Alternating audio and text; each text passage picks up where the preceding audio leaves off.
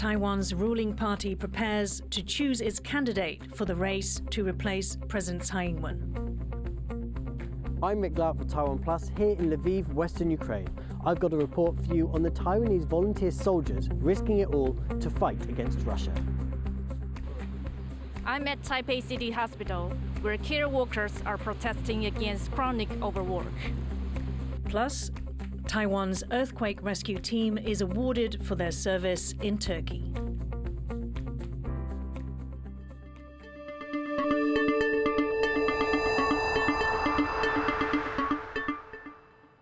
A warm welcome to Taiwan Plus News. I'm Yin Khvat.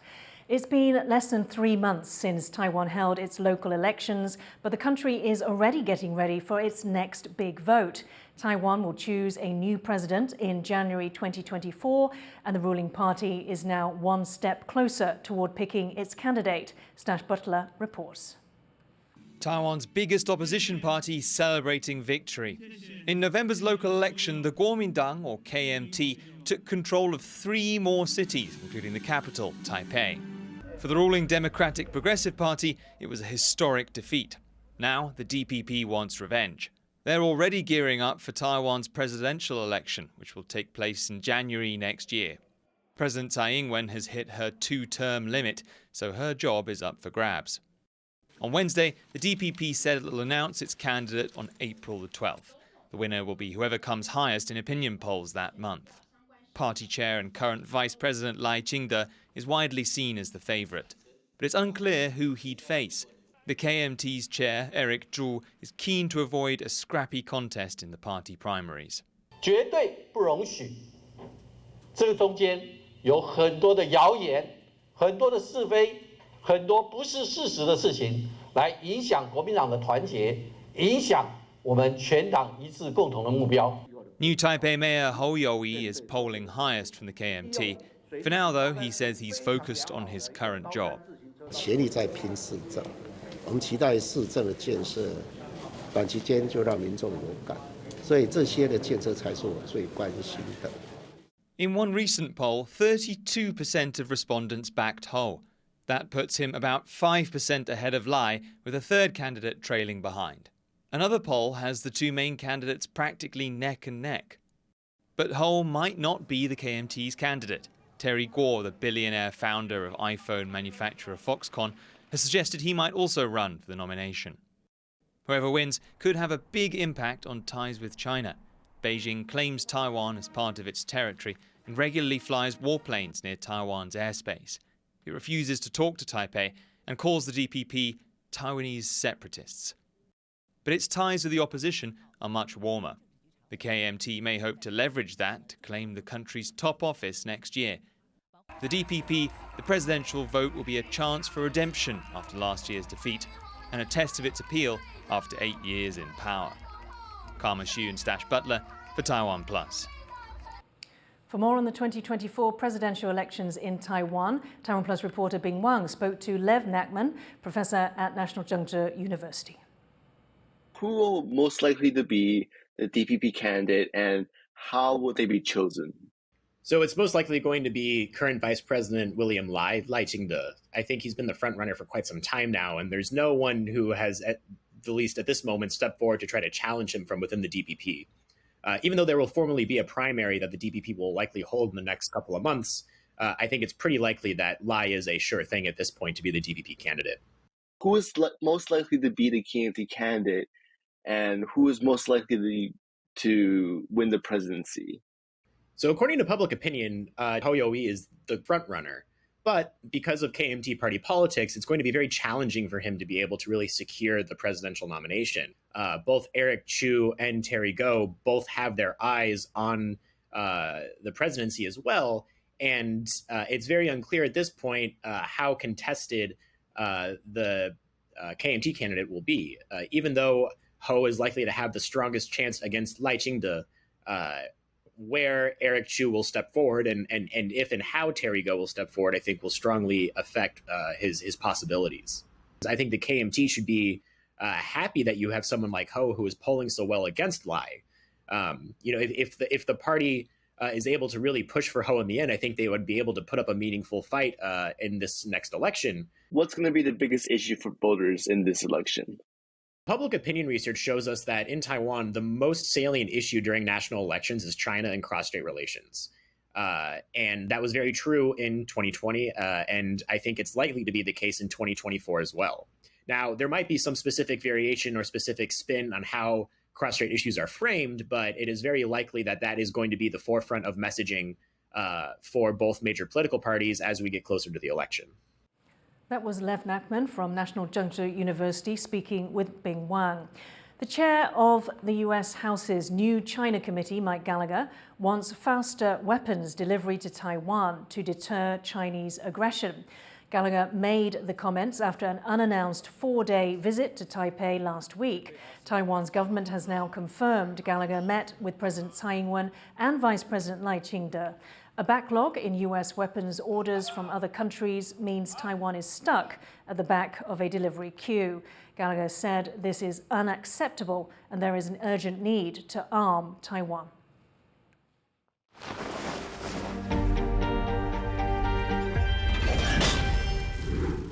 Russian President Vladimir Putin says his country will strengthen its nuclear arsenal. That's as Russia's full-scale invasion of Ukraine nears the one-year mark. Putin also says a new intercontinental ballistic missile capable of housing multiple nuclear warheads will be deployed this year. His statement comes just a few days after Russia left an international nuclear arms control treaty. Meanwhile, the United Nations is debating a resolution calling for peace in Ukraine. Even if the resolution is passed, it will be non-binding. More than 20,000 soldiers from abroad have taken up arms against Russia's invasion of Ukraine.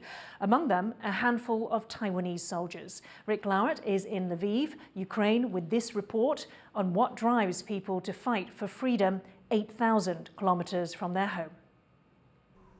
Mourners line the streets of Lviv, western Ukraine, paying their respects to 2 local soldiers who died fighting Russian forces. One of the men, who was killed in the eastern Donetsk region, was just 20 years old. As the war enters its 2nd year, memorials like this are being held every day in Lviv. Just a few months ago, the city honoured Jonathan Zeng, a 25-year-old volunteer fighter from halfway around the world. He was among a handful of people from Taiwan to fight in Ukraine, and the only one known to be killed in action. Цілою нашою спільнотою дякували за те, що він подолав тисячі кілометрів, щоб боротися на стороні добра, боротися проти зла. І тому низький уклін і велика подяка. More than 20,000 fighters from abroad have come to Ukraine, typically serving for a few months. At least 23 of them have died. The war here and Ukrainians' determination to defend their sovereignty has moved people from all around the world to the point that they've made this fight their own, willing to make the ultimate sacrifice to fend off Russia's invasion. Jonathan Zeng's death, 8,000 kilometers from his home, has forced Taiwan to consider what the price of freedom is and who should pay the cost. Taiwan is dealing with a similar existential risk to that facing Ukraine.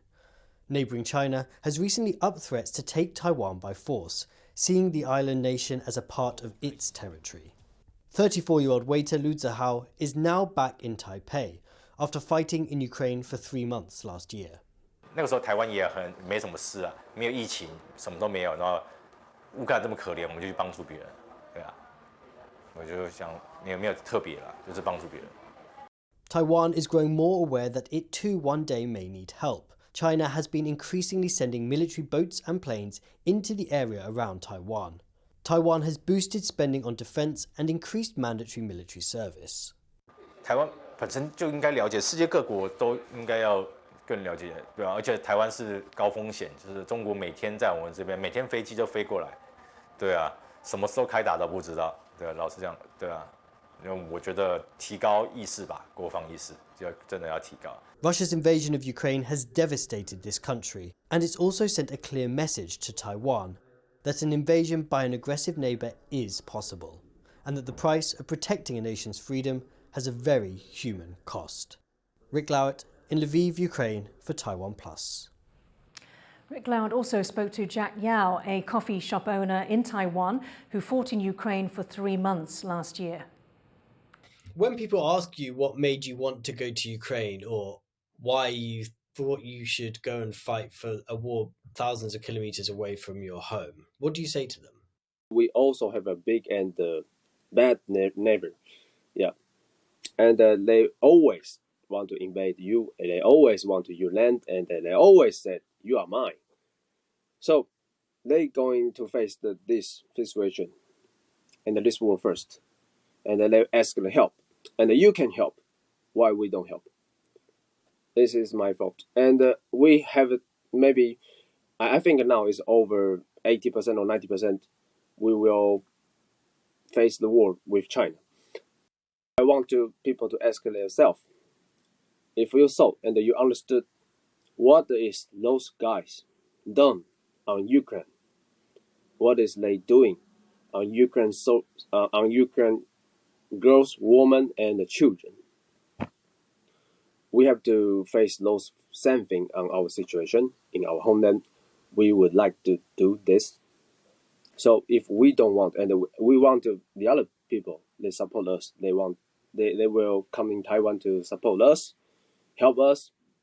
Why we don't stand with Ukraine? How do you think your life has changed since you joined the battlefield in Ukraine and since you've come back to Taiwan? Sometimes I still will try to find my rifle or my helmet or to speak or hear some sound when I sleep, or when I just like we have a view of picture in your mind. Is what's happening in the Ukraine. I miss my teammates. I miss every people that smile to me and they say thank you.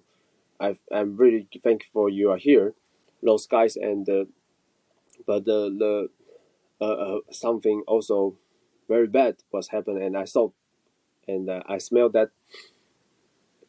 You can't forget this. And what lessons did you learn from your time in Ukraine that Taiwan could learn? I think it's terrified. Also terrified for me, because a lot of people dying, and those is not just like joke. So if they want to come here, try to do something, we 100% we can defend ourselves, and they will know this. But now it's the government. They didn't let the people know enough. We can do it, but the people they don't know they can do it. So it's not just like weapon or system, or we have a lot of things have to prepare. But a lot of people already done from last year, because the Ukraine have to face this first. People they finally think, oh my God, maybe next is me. That was Rik Glauert speaking to Jack Yao, a Taiwanese man who fought in Ukraine. A fundraising campaign in Lithuania is seeking to purchase tactical radars for Ukraine. Radarom has gathered significant momentum and in 3 short weeks has raised an incredible amount of money. Leslie Liao was in Lithuania to speak with the campaign's organizers. Radarom means let's radar in Lithuanian, but the word's meaning isn't that important. It's what it stands for. Radarom is a fundraising campaign to buy Ukraine tactical radars in its effort to fend off Russian invaders. Today, we're going to speak to the organizer of the campaign to find out more in Vilnius, Lithuania. Radarom launched at the end of January. It's a joint effort between Lithuania's national broadcaster, LRT, and several other private and public organizations. It started from that we started to plan how we should commemorate this sad anniversary of 1 year of war in Ukraine. Another of the groups involved is Blue and Yellow, an NGO based in Lithuania. Its purpose since 2014 has been to prepare and arm Ukraine for a fight against Russian aggression. Director Jonas Oman is one of the public faces of Radarom. We cannot help all of Ukraine. I mean, we're not that big. The needs are endless, but we can give hope. And we can give this kind of psychological support on our end that you are not alone. Here's how the campaign works. People in Lithuania dial 1482 to donate €5. It's as easy as that. People outside of Lithuania can donate through PayPal, but most current donations have come from Lithuanian people. We had this enormous influx of donations. First of all, from Lithuania, yes, but not only. I would say 90% Lithuania, something like that. It's not just individuals that are giving. Businesses are pitching in too. Lithuanian firm Tesonet donated over €1 million to Radarum. Such generosity took even the organizers by surprise. We thought that it is realistic during this several weeks to raise €5 million, but in fact we reached 1 million in the first day. So we realized that that goal could be much bigger. Radarum will culminate in a major TV marathon event on February 24th, 1 year to the day that Russia invaded Ukraine. We will show documentaries, we will show coverage from Ukraine, and the day will end up with a big concert, also dedicated for fundraising. Lithuania is a country of fewer than 3 million people, but with Radarum, it's shown its ability to come together to help its neighbor in need. It may not be a big country, but it's got a huge heart. Leon Lien and Leslie Liao in Vilnius, Lithuania for TaiwanPlus. Russia's Navy says it will not use its new hypersonic missiles during a joint military exercise with South Africa and China. Hundreds of South African personnel and several Russian and Chinese naval ships are taking part in the drills, which end on Saturday. One of Russia's destroyers came equipped with advanced hypersonic missiles. These missiles can travel at 8 times the speed of sound, making them difficult to defend against. In August last year, Russia said it would deploy hypersonic missiles in its invasion of Ukraine. No use of these weapons has been confirmed. Coming up, plant doctors. It's a term that has sparked controversy in Taiwan. Stay tuned.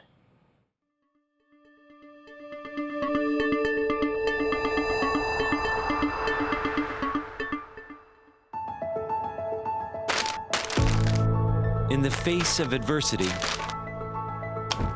the power of truth.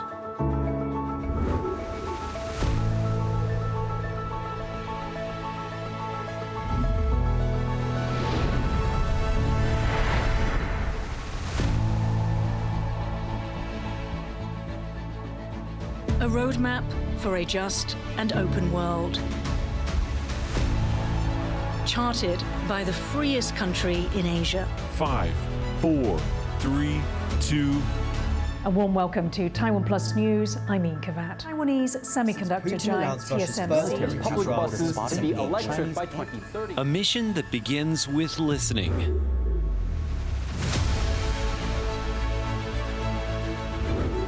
And telling the stories of Taiwan.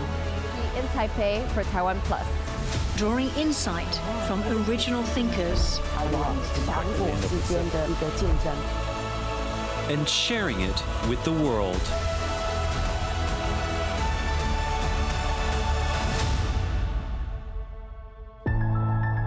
TaiwanPlus News, a voice of freedom in Asia. You don't have to run a marathon to get stories from Taiwan and around the world. To do that, just get the TaiwanPlus app.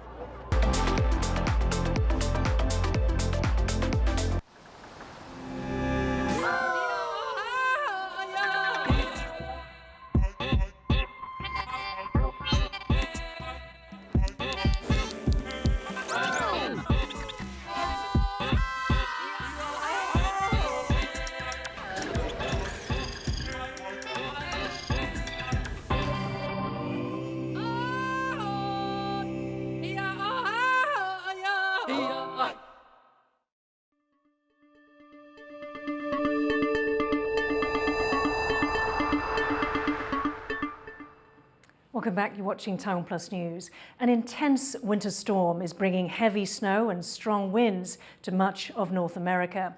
Areas in at least 29 US states are under winter weather alerts as traveling becomes dangerous. The storm has knocked out power in some areas and caused flight cancellations. Affected areas include places where snow is rare, like Southern California. But while parts of the continent freeze, the southeast is seeing record heat. The temperature in Washington, D.C. could hit 28 degrees Celsius on Thursday, a high not seen in February since 1874.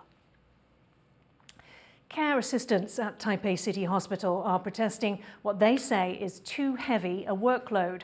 The carers say that for the past several months, they've had to take on more work than they can handle and assigned to duties which are not their responsibility. Wu Jinhuang has more.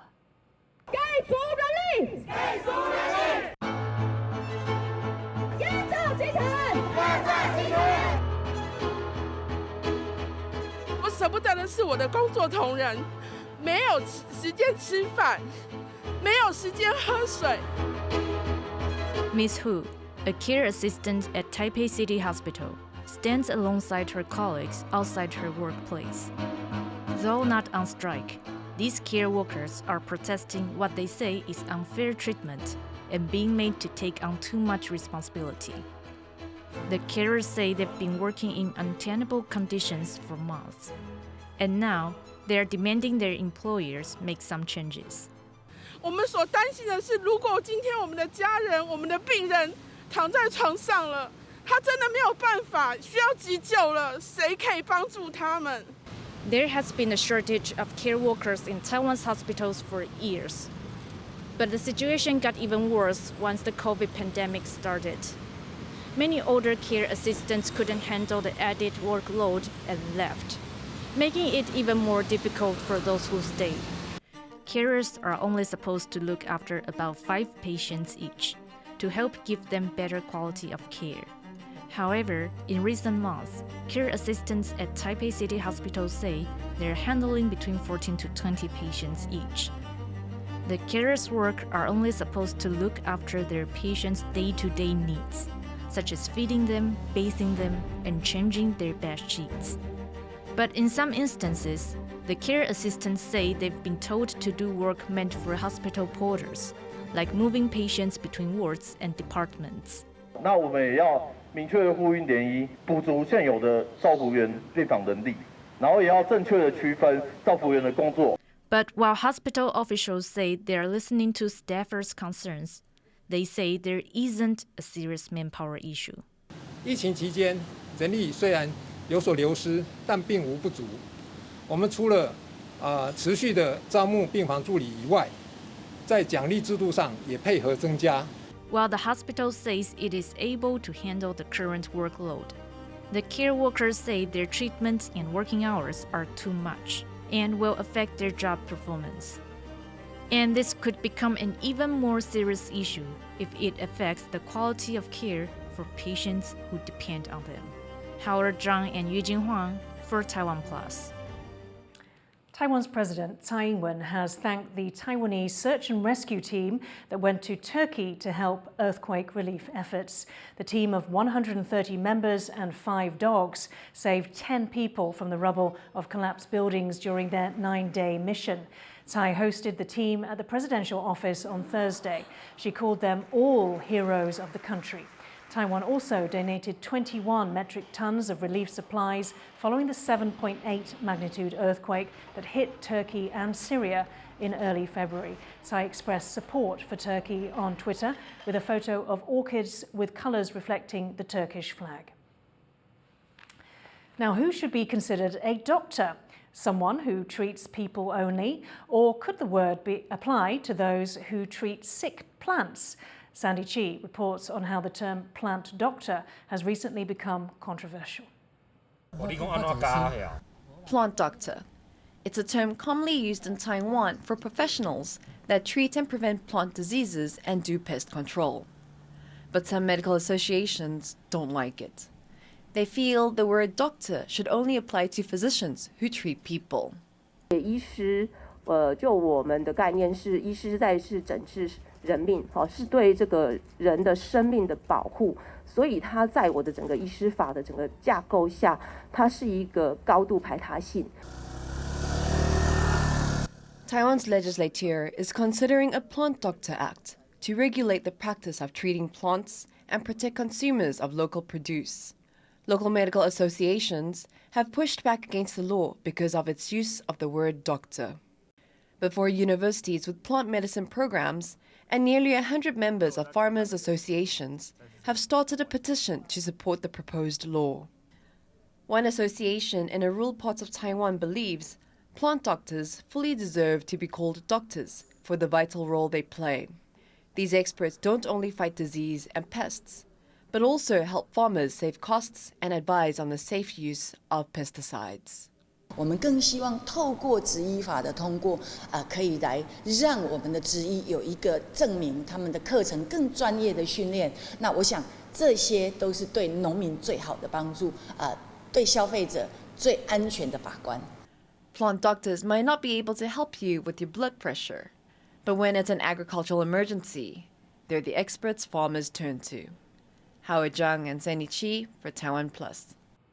The Taiwan International Orchid Show will kick off next month in the southern city of Tainan. Around 2,000 kinds of orchids will be on display at the annual event. It will run from March 4th to March 19th at the Taiwan Orchid Biotechnology Park in Tainan's Hobi district. This year's theme is exploring the origin of orchids. The show's organizers say they hope the event will give Taiwan's orchid industry a boost following the COVID-19 pandemic. Thank you for watching TaiwanPlus News. Remember to download the TaiwanPlus app for more stories from Taiwan and around the world. Finally, today we'll leave you with images from Belgium of an ancient carnival celebrating the end of winter. I'm Yin Khvat. Take care. See you next time.